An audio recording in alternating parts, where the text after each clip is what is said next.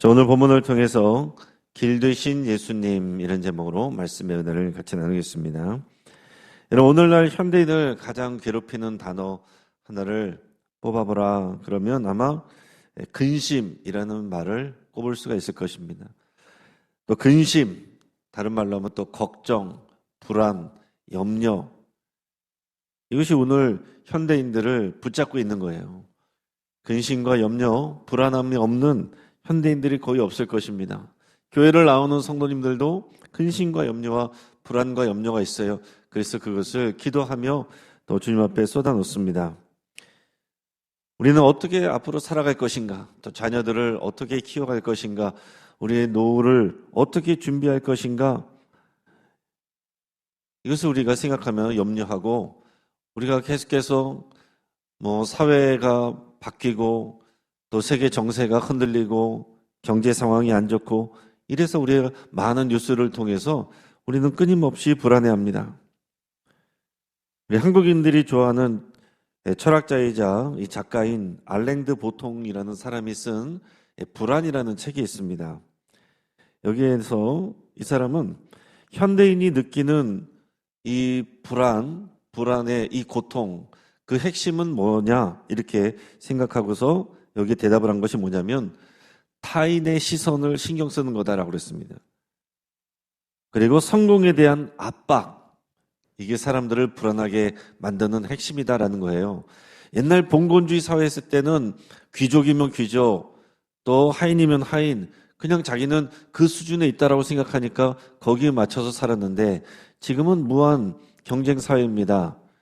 그러다가 보니까 사람들은 자기 능력을 증명해야 되고 성공해야 되고, 그 성공이란 것은 타인들이 나를 어떻게 보느냐, 또 이것과 연결되어 있기 때문에 현대인들의 불안의 핵심이 이 타인들이 나를 어떻게 볼 것이냐, 그리고 내가 어떻게 성공을 해내야 되냐, 여기에 있다라는 거예요.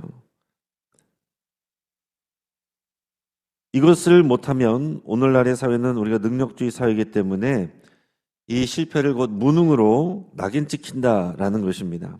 그래서 우리는 늘 어떤 질문 앞에 떨고 있느냐면은 나는 충분한가? 나는 충분한가? 이 질문 앞에서 현대인들이 떨고 있다고 그렇게 얘기를 지적을 했습니다.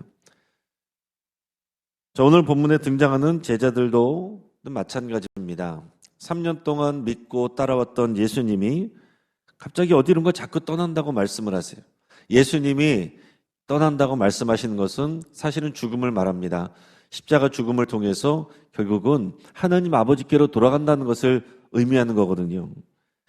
제자들은 그것을 다 이해할 수도 없고, 그러나 예수님은 자꾸 그런 불안한 말씀만 하시고 어디론가 떠난다고 자꾸 하시니까 제자들은 지금 염려하고 불안합니다. 그냥 예수님과 이별을 하게 되는구나 이런 정도가 아니라, 그럼 예수님을 믿고 따라왔던 나는 어떻게 되는 거야? 나는 가족들도 다 뒤에다 내려놓고 예수님만 보고 따라왔는데 지금 여기 와서 뭔가 큰 자리에 올라갈 줄 알았는데, 성공할 줄 알았는데, 예수님 따라다닌다고 많은 사람들이 나를 부러워했는데 갑자기 나는 뭐가 되는 거야? 낙동강 오리알처럼 되는 거야? 사람들은 나를 뭐라 그러겠어? 가족들은 나를 뭐라 그러겠어? 이런 여러 가지 생각들이 지금 복잡하게 있는 상황이에요. 세상은 우리에게 뭐라고 말합니까? 더 높은 지위, 그리고 더 많은 소유, 이거를 준비해야 우리의 불안이 해소된다, 이렇게 말합니다.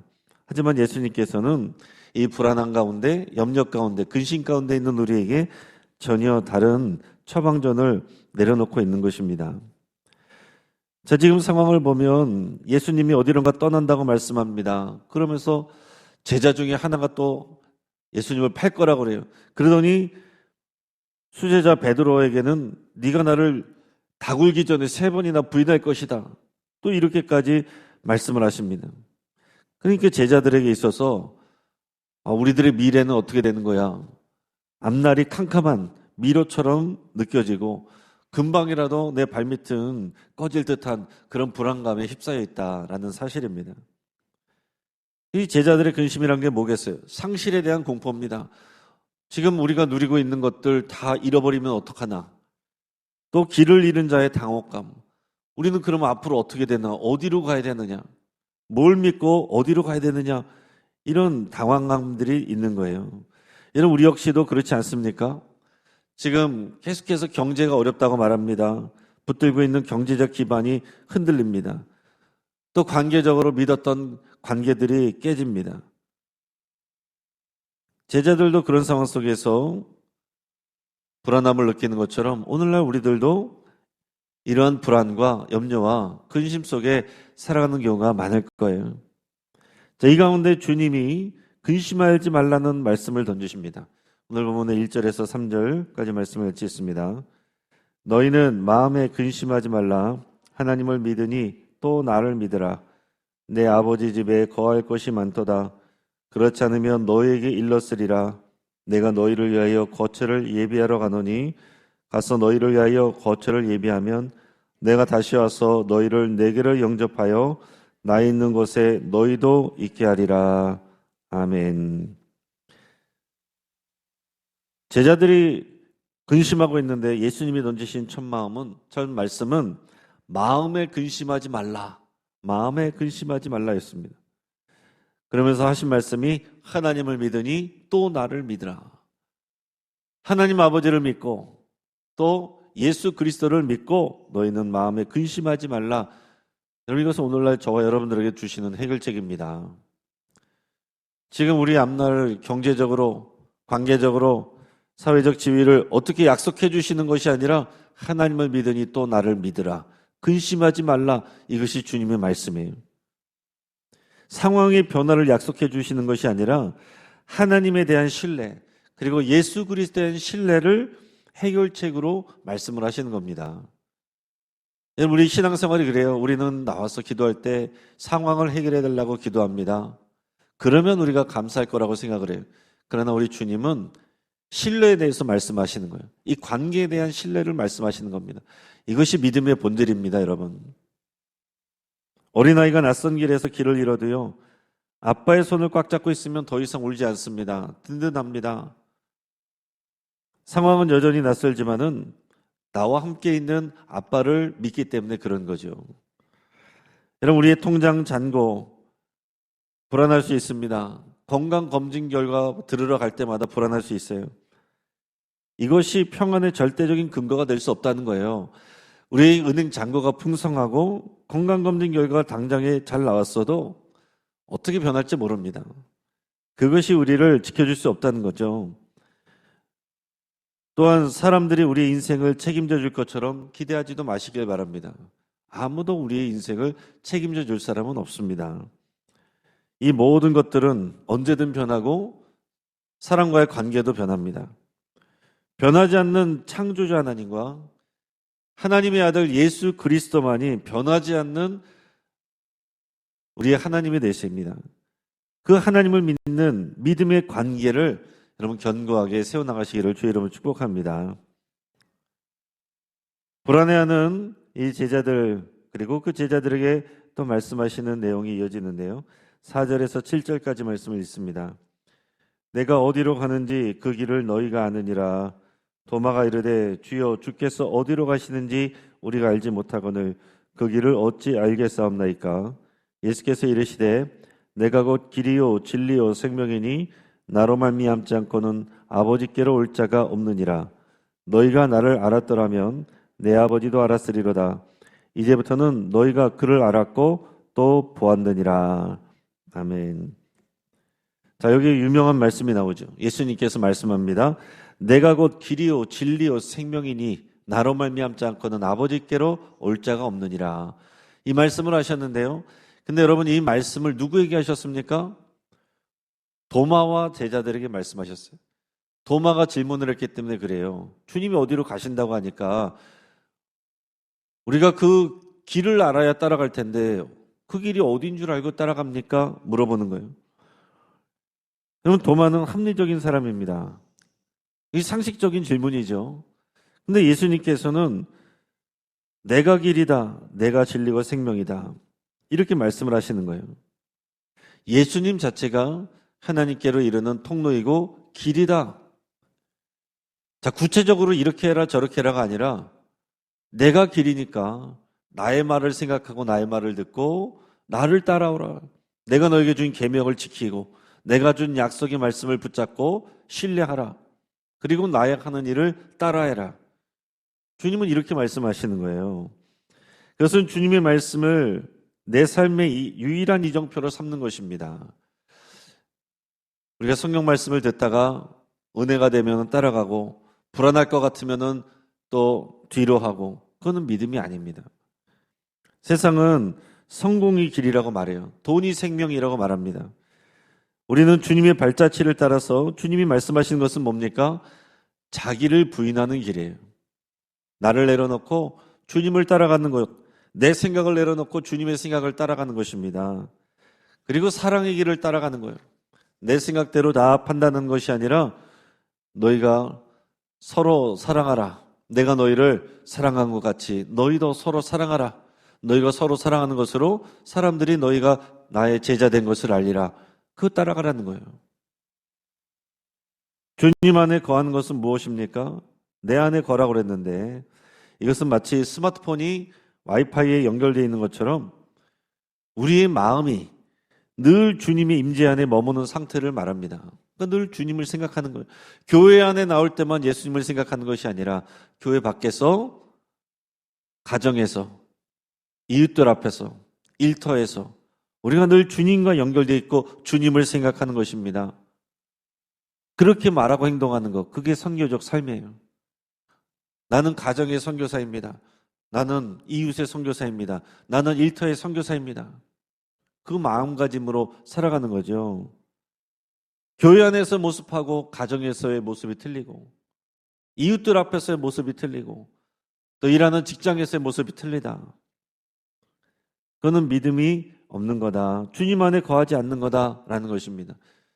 오늘 예배할 때 그 결단이 가정에서, 가족들을 대할 때, 또 이웃들을 대할 때, 일터에서, 직장에서 만나는 사람들을 대할 때 동일한 마음가짐과 태도로 대하는 것, 그것이 주님 안에 거한다라는 표현이에요. 그래서 날마다 주님과 대화하고 말씀을 묵상하고 예수님의 가치관이 내 사고방식이 되게 하는 것, 그것이 그분 안에 거하는 것입니다. 내 말이 너희 안에 거하고 너희가 내 안에 거하면 무엇이든지 너희가 구하라. 그러면 내가 그것을 이루리라. 주님이 아무거나 구하라고 그 말씀만 기억하지, 나의 말씀이, 주님의 말씀이 우리 안에 거하고 우리가 그 말씀 안에 거하는 그 삶에 대해서는 사람들이 별로 신경을 안 씁니다. 오늘 주님의 길을 따르고 그리고 주님 안에 거한다는 것을 여러분께서 깊이 생각하고 또 실천하실 수 있기를 바랍니다. 그러면서 우리에게 또 선물을 주세요. 아주 중요한 능력을 주십니다. 12절에서 14절까지 말씀을 우리 같이 읽습니다.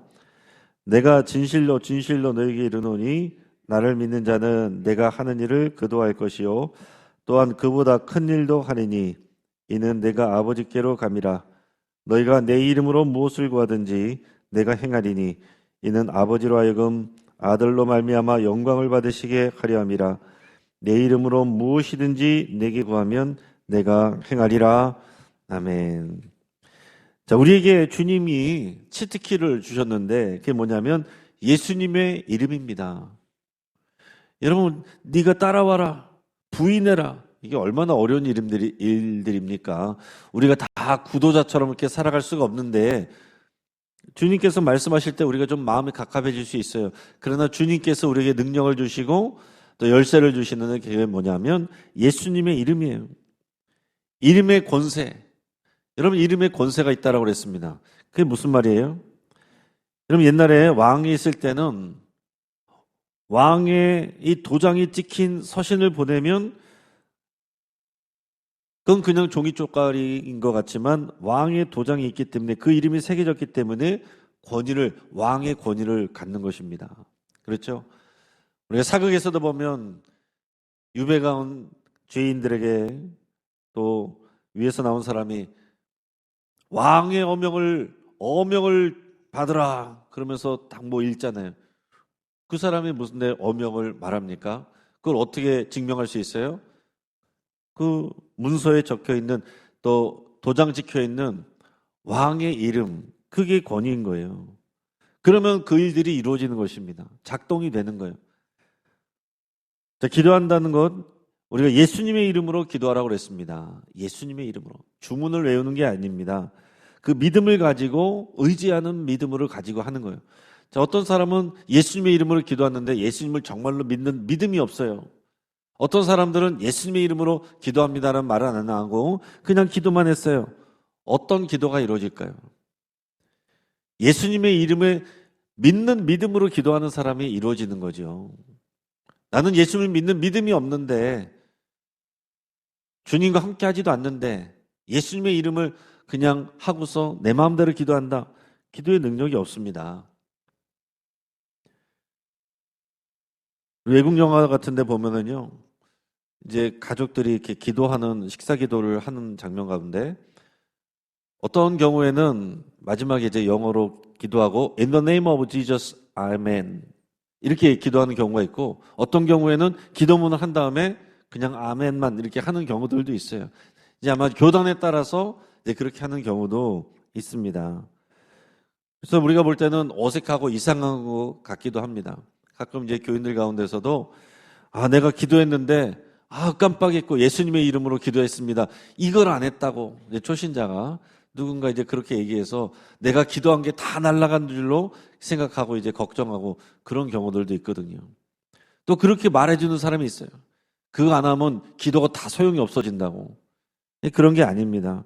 예수님의 이름의 권세는 물론 우리가 그것을 말하는 것이지만 더 중요한 것은 예수님의 이름 자체에 능력이 있는 것이고 그것을 믿고 의지하는 믿음이 또 중요하다라는 것입니다. 근데 여기서 중요한 점은 뭐냐면 예수님의 이름의 권세를 사용하는 것은 내 욕심을 채우는 마법 주문이 아니다라는 사실이에요. 오늘 13절 말씀처럼 아버지로 하여금 아들로 말미암아 영광을 받으시게 하기 위함이다 라고 그랬어요. 즉 나의 뜻이 하늘에서 이루어지는 그것보다 하나님의 뜻이 내 삶을 통해서 이루어지기를 구할 때에 그 기도가 강력한 힘을 발휘한다라는 사실입니다. 너희는 먼저 그의 나라와 그의 의를 구하라. 그리하면 이 모든 것을 너희에게 더하시리라. 여러분, 우리가 하나님의 마음을 품고 하나님이 기뻐하시는 일을 추구하고 하나님 나라를 구하며 하나님의 뜻을 따라서 우리가 주님의 이름을 사용하여 기도하는 것입니다. 여러분이 기도할 때도 병을 고쳐주세요, 병을 고쳐주세요 이렇게 기도하시기보다는 더 좋은 것은 여러분들에게 예수님의 이름의 권세를 가지고 나사렛 예수 그리스도의 이름으로 명하노니 내 몸에 있는 어떤 질병들은 너 떠나가라, 치유되라. 여러분 그렇게 기도하는 것이 믿음의 더 기도입니다. 그래서 목사에게 기도 받는 것도 또 좋은 믿음이지만은 더 나가서 여러분들이 또 여러분들의 기도를 하는 것이 중요한 일이고, 목사가 기도해도 목사의 능력으로 기도하는 게 아니잖아요. 예수 그리스도의 이름을 의지해서 기도하는 것입니다. 물론 하나님께서 주신 또 이제 권위가 있고 그런 것으로 같이 기도하지만은 그것만 갖고 살아갈 것이 아니고 여러분 각자에게 여러분 안에 있는 예수 그리스도의 이름의 권세가 주어진 것을 여러분 사용하시기를 축복합니다. 예수님의 이름에 권세가 있다, 권위가 있다, 그 이름이 내 안에 있다. 여러분 이것을 깊이 묵상하시고 또 이것을 여러분 삶 가운데서 사용해 보시길 바랍니다. 우리 인생은요 때로 거친 풍랑이 있는 바다와 같습니다. 하지만 주님은 우리를 위해서 거처를 예비하셨다라고 그랬어요. 그곳까지 가는 길이 되어 주셨습니다. 여러분 태평양 전쟁 당시에 한 병사가 밀림에서 낙오가 됐어요. 그래서 길을 잃었습니다. 며칠을 헤매다가 결국 이제 다 죽어가는 상황이었는데 그 지역에 사는 원주민을 만난 거예요. 그래서 병사가 다급하게 마을로 가는 길을 가르쳐달라 애원을 했습니다. 그랬더니 원주민이 따라오라는 이제 손짓을 하더니 아무 말 없이 이 밀림의 넝쿨을 헤치면서 막 가는 거예요. 근데 가도 길이 보이질 않아요. 계속 이제 넝쿨들이 있고 나무가지가 있고 이게 계속 불안한 것입니다. 그러니까 병사가 불안해서 물었습니다. 도대체 길이 어딥니까? 길이 안 보이는데 어디가 길입니까? 그러니까 원주민이 뒤를 돌아보면서 이렇게 말을 했다는 거죠. 이 밀림에 길은 따로 없습니다. 내가 가는 곳을 방향을 압니다. 내가 가는 발걸음이 바로 당신의 길이 됩니다. 나를 믿고 나만 따라오십시오. 그렇게 해서 마을을 찾아갔다는 거죠. 여러분, 우리 인생의 밀림에 살아가고 있습니다. 정해진 지도가 없어요. 이 사람들은 이렇게 말하고 저 사람은 저렇게 말하고, 이 사람 말을 믿고 따라갔다가 실망하고 저 사람 말을 믿고 따라갔다가 실망하고. 여러분, 이 땅에서 아무도 우리의 인생의 길을 책임져 줄 사람은 없습니다. 오직 유일한 생명의 길, 진리의 길은 예수 그리스도예요. 지도를 만드시는 분, 지도를 만드시는 분이십니다. 예수님은 우리에게 길을 알려주시는 분이 아니라 길이 되시는 분이에요. 예수님에게 길을 가르쳐 주십시오가 아니고 길이 되신 예수님을 따라가겠습니다. 이게 우리의 마땅한 기도여야 된다라는 것이죠. 예수님이 가는 곳이면 없는 것도 길이 됩니다. 그것이 바로 출애굽 상황에서 홍해 바다를 가르고 바다를 열어서 길을 만드신 하나님, 사막에 강을 만드시는 하나님, 그 하나님을 우리에게 보여주신 것이고 그 길이 바로 생명의 길이 예수 그리스도라고 여기서 선포하고 계신 거예요. 그 길이 되시는 예수님이 우리 앞에 서 계십니다. 사랑하는 여러분, 예수님을 신뢰하시길 바랍니다. 그리고 길 되신 예수님의 뒤를 따라가시고 예수님의 이름으로 여러분 당당히 살아가시고 승리하시기를 축복합니다. 같이 한번 기도하겠습니다. 오늘 말씀을 붙잡고 함께 기도할 때에 우리를 괴롭히는 우리의 여러 가지 근심과 불안거리들을 모두 주님께 맡긴다고 고백하시길 바랍니다. 예수님이 유일한 길인 것을 확신하고 순종하며 따라가기로 결단하시길 바랍니다. 또 모든 일에 우리가 주 안에 거하며 주님의 이름의 권세를 사용하며 살아가기로 결단하며 기도하시길 바랍니다. 환우들을 위해서, 여러분들의 치유를 위해서 오늘 오전에 진행되는 새로운 삶 이끌미 훈련, 또 1대1 훈련을 위해서, 또 이 사순절 기간에 우리가 말씀 챌린지, 기도 챌린지, 탄소금식 챌린지에 동참하는 성도님들을 축복하며 함께 기도하겠습니다.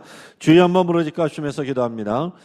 주여! 할렐루야. 하나님 아버지 감사합니다. 우리의 근심과 불안거리들을 모두 주님께 맡겨드립니다. 하나님, 내가 붙들고 있지 않게 하여